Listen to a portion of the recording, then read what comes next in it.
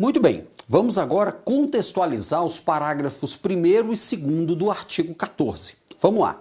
Olha só, conforme nós vimos, o alistamento e o voto podem ser proibidos. Para quem? Proibido para o estrangeiro e proibido para o conscrito, ou seja, para aquele que está no serviço militar obrigatório. E aí, ó, esses daqui são chamados de inalistáveis. Inalistáveis, aqueles que não vão se alistar e, por consequência, não podem votar. Tudo bem? Inalistáveis. Então, essa galera tá proibido. Me ajuda. Para quem que é facultativo? Primeiro, para o analfabeto. Para o analfabeto. Para aquele que tem mais de 70 anos. E para aquele que tem mais de 16 e menos, deixa eu dar uma melhoradinha aqui nesse 8, menos de 18 anos. Quanto ao facultativos, note, facultativos no plural, por quê? Porque estamos falando do alistamento e do voto. Aqui o que acontece? Ó, eles podem tirar o título e votar, eles podem tirar o título e decidir não votar, e eles podem decidir não tirar o título, logo também não vão votar. Percebeu? No caso do facultativo, eles têm essas três ideias.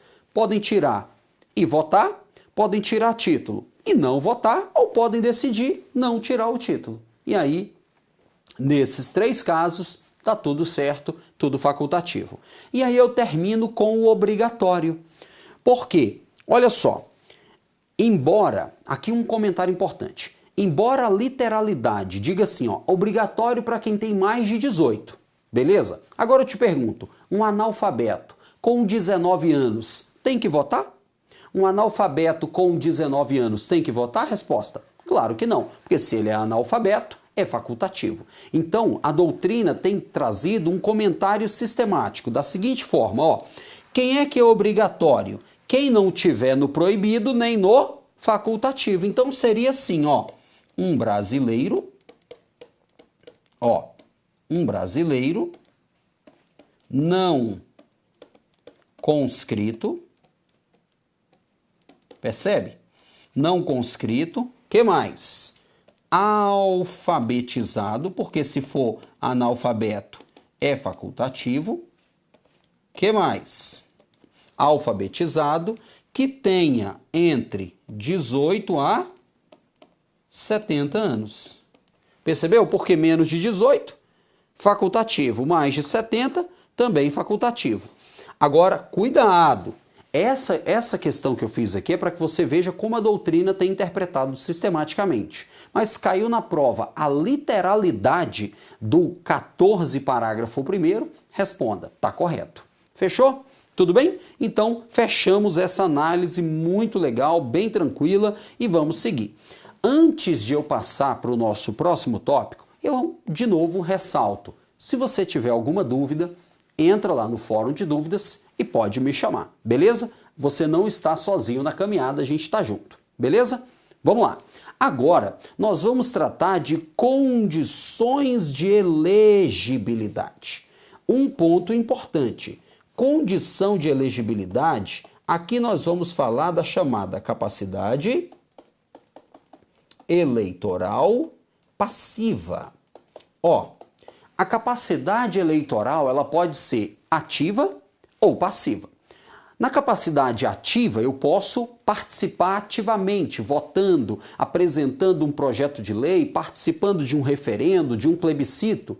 Já na capacidade eleitoral passiva, eu vou receber votos, eu vou me candidatar. É por isso que nós chamamos que aqui existe a elegibilidade.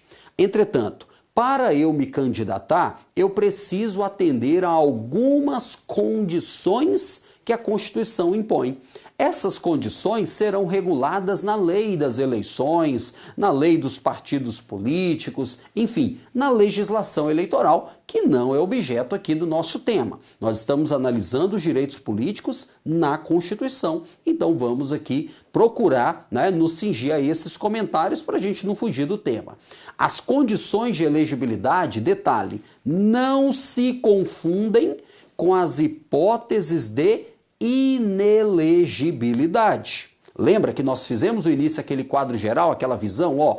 O que é elegibilidade? É participar de forma passiva, recebendo votos. O que é inelegibilidade? É a proibição de se eleger. Então não confunda condições de elegibilidade com hipóteses de inelegibilidade. Inclusive, isso é importante porque as condições de elegibilidade serão tratadas em lei ordinária. Já as hipóteses de inelegibilidade devem ser reguladas, aquelas que estão na legislação, por meio de lei complementar. Isso é muito importante. Fica atento. Vamos lá. Então, olha só. São condições de elegibilidade na forma da lei. Lembra? Essa lei aqui vai ser uma lei o quê?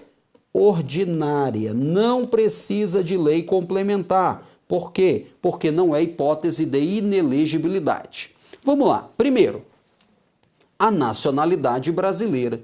Por quê? Porque nós acabamos de ver que os estrangeiros são inalistáveis. O que mais? O pleno exercício dos direitos políticos. E aí, ó, nós vamos ver daqui a pouquinho o artigo 15. O artigo 15, ele vai mostrar para nós algumas hipóteses de perda e de suspensão de direitos políticos. Então, quando ele diz, olha, você tem que estar no pleno exercício dos direitos políticos, significa, não pode estar com os direitos políticos nem suspensos, nem perdidos. E a gente vai ver isso daqui a pouco. O que mais? O alistamento eleitoral. Ora, se eu não posso votar, eu não posso ser votado. Lembra que é por meio do alistamento eleitoral que eu me torno cidadão no sentido técnico, no sentido próprio da palavra? Então, quem não pode votar, não pode ser votado. Agora, detalhe, nem todos aqueles que votam podem receber voto. Vamos entender isso? Olha um detalhe, por exemplo, vamos imaginar um menor de idade com 17 anos. Ele pode votar? Pode. Se ele foi lá e fez o alistamento eleitoral, recebeu o título, pode votar. Mas ele pode ser votado? Não pode. Por quê? A idade mínima para ser votado, 18 anos. Tudo bem? Então, nem todos aqueles que podem votar poderão ser votados. Legal? Agora, cuidado. Somente quem pode votar é que é possível receber voto. Veja, como o alistamento eleitoral é uma condição de elegibilidade, quem não pode se alistar também não pode se eleger. Legal? O que mais? Domicílio eleitoral na circunscrição. Cuidado com esse detalhe aqui, ó. A Constituição fala de domicílio eleitoral. Não confunda domicílio eleitoral com domicílio civil, com domicílio que é usado no campo do direito civil. Vou até colocar aqui, ó, diferente de domicílio de residência ou domicílio civil.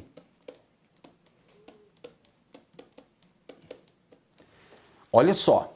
O domicílio eleitoral é bem mais amplo do que o domicílio civil.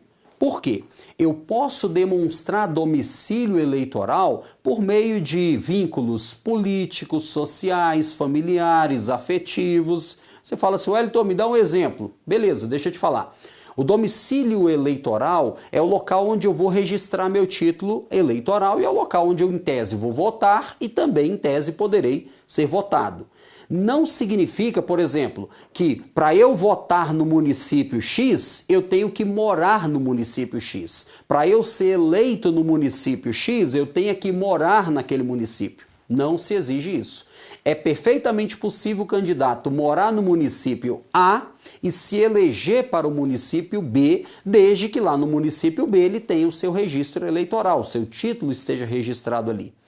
E como isso é possível? É possível porque eu posso morar no município A, mas ter uma empresa no município B. Então eu chego para o juiz eleitoral e falo assim, olha, eu não moro aqui no município, mas eu tenho uma empresa aqui, eu tenho um vínculo econômico aqui. Outra, olha, eu não moro aqui, mas eu tenho uma propriedade, os meus pais moram aqui. Por exemplo, um vínculo familiar. Então note, o domicílio eleitoral é bem mais amplo do que o domicílio civil. Domicílio civil é o local de residência onde a pessoa tem o ânimo, tem o desejo de permanecer. Por isso que quando a gente estuda domicílio civil, a doutrina diz que há um requisito, né? Um critério objetivo, que é a residência, e um critério subjetivo, que é o desejo, que é o ânimo de permanecer. Já no domicílio eleitoral, nós temos o registro do título eleitoral e mais um vínculo especial, que pode ser político, econômico, social, afetivo, enfim.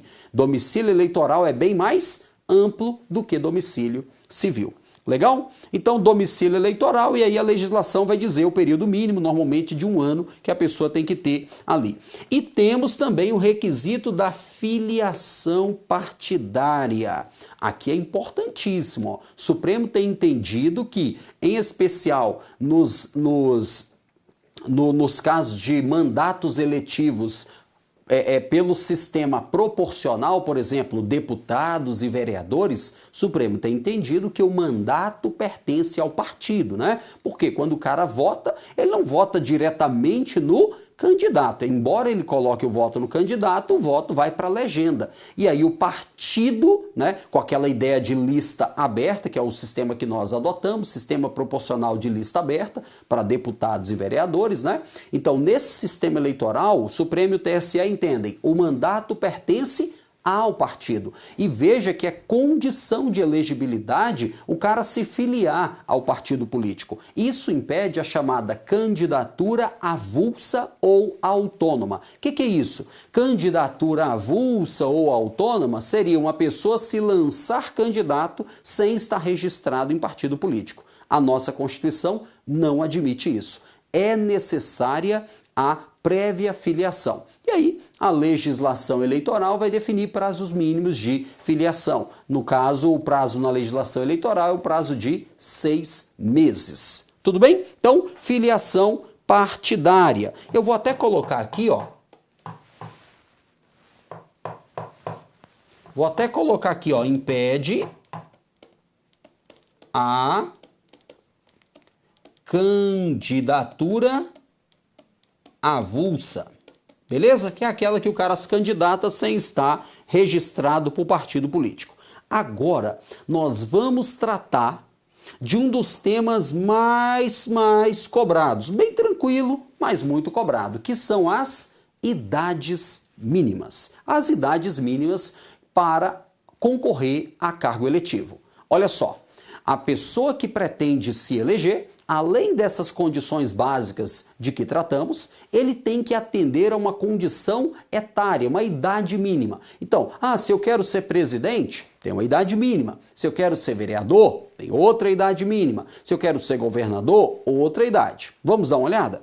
Olha só, as idades vão da maior, 35, à menor, 18. Então, ao contrário, de 18 a 35. Vamos começar por aqui, ó.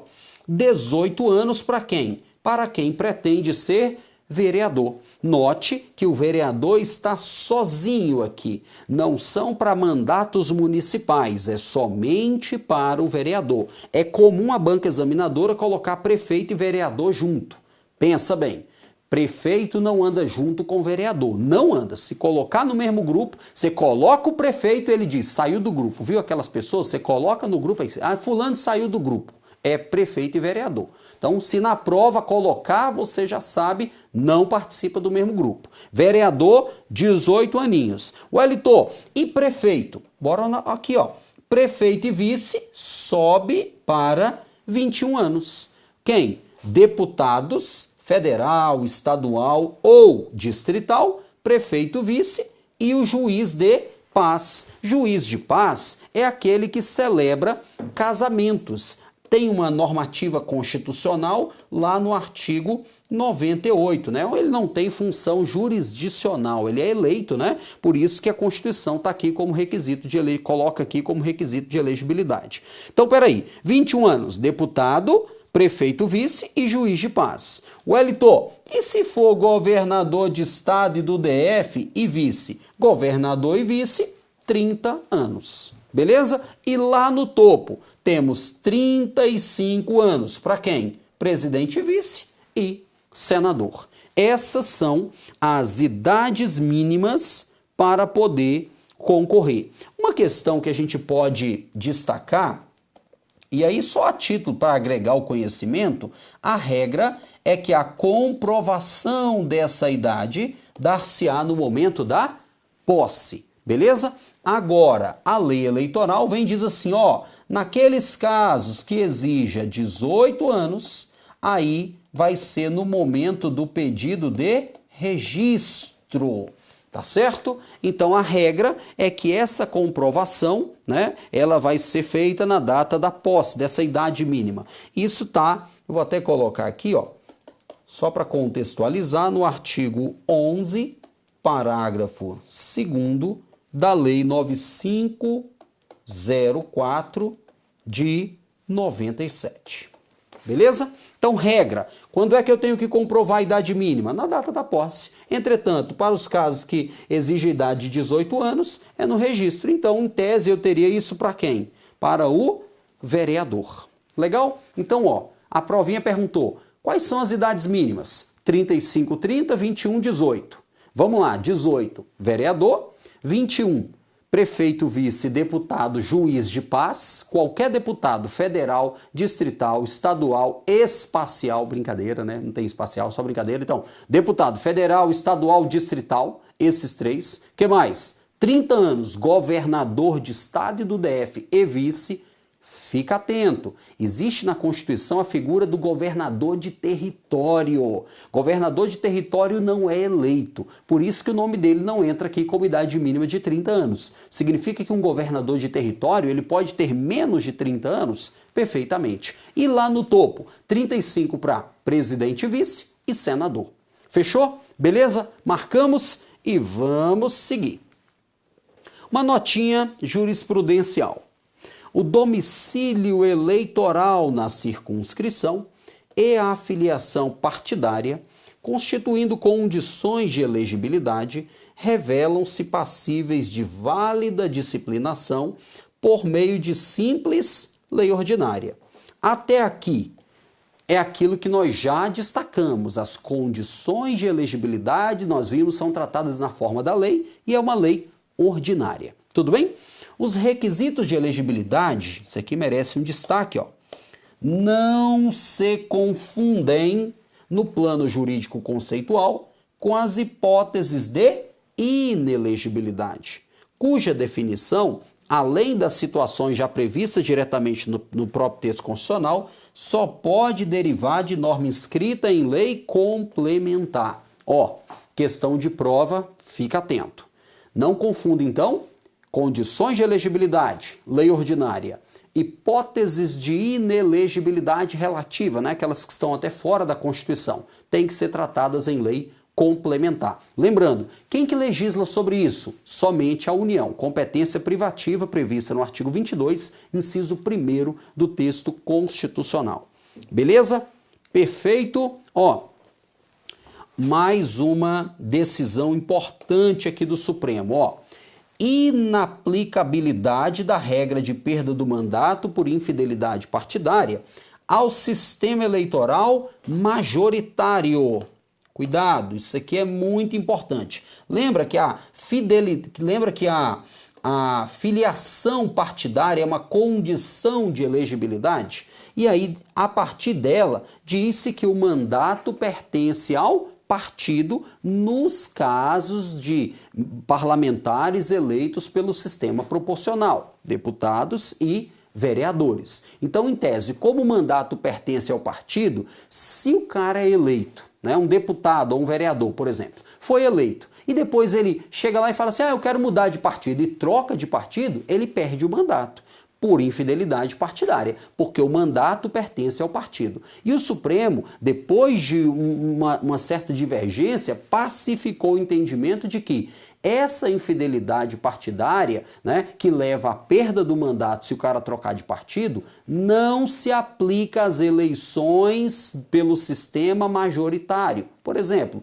presidente, senador, prefeito. O que é sistema majoritário? É eleito aquele que obtém o maior número de votos. Não é? Por exemplo, para senador, nós temos um turno só, turno único, quem tiver mais votos ganhou, não é assim? Então, essa regra não se aplica de perda do mandato por infidelidade a sistema majoritário. Fica atento. Olha só, inaplicabilidade. As decisões do mandado de segurança tal e tal e no mandado de segurança 2604 tiveram como pano de fundo o quê? O sistema proporcional, que é adotado para a eleição de deputados e vereadores. As características do sistema proporcional, com ênfase no voto obtido pelo partido, veja, no proporcional a ênfase é o voto obtido pelo partido, tornam a fidelidade partidária importante para garantir que as opções políticas feitas pelo eleitor no momento da eleição sejam minimamente preservadas. Daí a legitimidade de se decretar o que? A perda do mandato do candidato que abandona a legenda pela qual se elegeu. O sistema majoritário adotado para a eleição de presidente, governador, prefeito e senador tem uma lógica diversa. Ou seja, as características do sistema majoritário, com ênfase na figura do candidato, não é isso? Fazem com que a perda do mandato, no caso de troca de partido, frustre a vontade do eleitor e vulnere a soberania popular. Então, cuidado, fica atento. A regra é a perda do mandato decorrente de infidelidade partidária se aplica às eleições proporcionais, deputados e vereadores. Por quê? Porque o voto, em regra, vai para o partido, e aí o Supremo entende que o mandato pertence ao partido. Já no caso do sistema majoritário, ou do princípio majoritário, o voto vai para o candidato, inclusive é eleito o candidato que obtiver o maior número de votos, por isso que não se aplica. É claro que a gente está comentando isso, mas a própria legislação admite algumas hipóteses de justa causa para que o cara troque, por exemplo, de partido e não perda o mandato. Então é possível trocar o partido e não perder o mandato? É possível? Sim, é possível. Por exemplo, se o cara for perseguido, se houver uma mudança brusca, né, por exemplo, de ideologia do partido, né? Nós tivemos um caso com a emenda constitucional 91 de 2016, que abriu uma janela partidária temporária de 30 dias para que os parlamentares pudessem trocar de partido sem perder o mandato. Então, é a chamada justa causa. Se o cara trocou de partido e tem uma justa causa, ele não vai perder o mandato, mesmo no caso do sistema proporcional. Tudo bem? Legal? Continua comigo. Vamos lá. Aqui, inclusive tá essa ideia, O reconhecimento da justa causa para a transferência de partido afasta a perda do mandato por infidelidade partidária. Percebeu? É exatamente isso aí que eu acabei de comentar. Se o cara trocou de partido, mas não há qualquer justificativa, por exemplo, um deputado chega lá e fala, vou trocar de partido, porque eu quero, pronto, vai perder o mandato. Tudo bem? Agora, se ele troca de partido, mas ele tem uma justa causa, sabe por que eu troquei? Porque a ideologia do partido era A e agora é B, e eu não vou concordar com isso, então eu vou sair do partido. Tranquilo, ele vai trocar o partido e não vai perder o mandato por infidelidade. Também, eu estou sendo perseguido. Eu estou adotando a regra que permite no último ano do mandato, ali nos 30 dias antes e tal, eu poder trocar. Tranquilo, a legislação eleitoral traz isso. Então, se há justa causa, troca de partido e não perde o mandato. Agora, olha que questão interessante que o Supremo destacou. Beleza, foi reconhecida a justa causa, então afasta a perda do mandato, não vai perder. Entretanto, essa justa causa não transfere ao novo partido o direito de sucessão à vaga. Isso aqui foi um caso envolvendo um deputado federal, Clodovil. ele era de um partido e aí ele trocou de partido alegando justa causa. Foi reconhecida a justa causa. E depois que ele estava no novo partido, ele faleceu. Aí esse novo partido foi e pediu para que o suplente fosse do novo partido. Então deixa eu só colocar a ideia para você. Aqui, ó. Partido A, partido B. Esse cara aqui, ele foi eleito por esse partido. Tudo bem? Ele foi eleito por esse partido. Só que depois ele migrou para o partido B. Legal? Então aqui, ó, ele, vou colocar assim a palavra bem tranquila, né? Trocou de partido. Foi para o partido B e detalhe, houve o reconhecimento da justa causa. Então ele não vai perder o mandato. Beleza? Só que chegando ao partido B, o que aconteceu? Ele morreu, faleceu. Pronto, morreu, coitado. Tá aqui. Morreu. Aí o que acontece? O partido B vem e fala assim, já que agora ele estava conosco, eu, partido B, quero que o suplente do nosso partido assuma a vaga. O Supremo entendeu que não. Que a justa causa não transfere ao novo partido o direito de sucessão. Quer dizer, como ele foi eleito aqui e saiu, é do partido pelo qual foi eleito que deve vir o suplente. Tudo bem? Do partido ou da coligação, se o partido estava em coligação. Essa é a ideia. Então, cuidado com essa questão. Beleza? Vamos continuar? Vamos lá. Agora, nós vamos entrar nas chamadas hipóteses constitucionais de inelegibilidade. E primeiro ponto, o que é inelegibilidade? Retomando a ideia introdutória. Direito político o quê? Negativo. Por quê? Porque impede a participação. O que é inelegibilidade? É a ausência de capacidade eleitoral, me ajuda, ativa ou passiva? Muito bem, passiva. É o cara não poder se eleger, beleza? A inelegibilidade, lembra que eu te mostrei? Ela pode ser absoluta ou relativa. Detalhe, a inelegibilidade absoluta somente pode ser estabelecida, criada pela Constituição Federal. Já a inelegibilidade relativa, nós temos hipóteses previstas na Constituição e também na lei complementar, na lei das inelegibilidades. E eu vou te mostrar isso agora. Vamos começar então pela chamada inelegibilidade absoluta. Destaco que somente a Constituição Federal é que pode estabelecer. Beleza? O que nós temos? Inelegibilidade absoluta. São inelegíveis quem? Os inalistáveis e os analfabetos.